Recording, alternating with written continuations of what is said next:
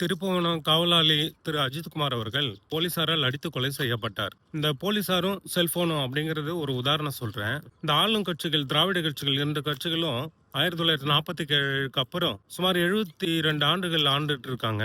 இந்த கட்சிகளும் இன்னும் முன்னேறல, இந்த போலீசாரும் இன்னும் முன்னேறல. ஒரு உதாரணம், ஆரம்ப காலத்துல இவங்க ஆட்சிக்கு வந்தப்போ தகவல் தொடர்புக்கு தந்தி அடிப்பாங்க. அன்னைக்கு இவங்களுடைய ட்ரீட்மெண்ட், போலீசாருடைய ட்ரீட்மெண்ட் அடிதான். பிறகு லேண்ட்லைன் போன் வந்துச்சு, அன்னைக்கு இவங்களுடைய ட்ரீட்மெண்ட் அடிதான். பிறகு பட்டன் வச்ச செல்போன் வந்துச்சு, அன்னைக்கு இந்த போலீசாருடைய ட்ரீட்மெண்ட் அடிதான். இன்றைய காலத்துல ஸ்மார்ட் போன் வந்துருச்சு, இன்னைக்கே உங்களுடைய ட்ரீட்மெண்ட் அடிதான். இந்த ஆளுங்கட்சிகள் எந்த அளவுக்கு அழுக்கு படிஞ்சு இன்னும் முன்னேறாம இருக்காங்கன்றது ஒரு உதாரணம் தான். சரிங்களா?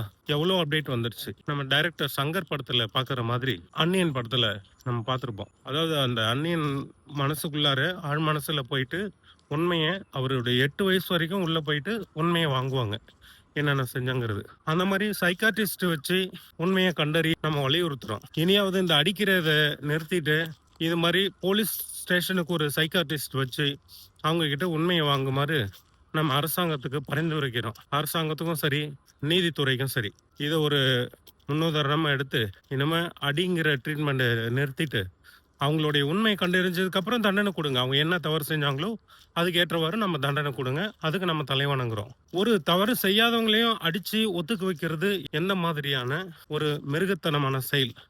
இதுல இருந்து கொஞ்சம் வெளியில வாங்க.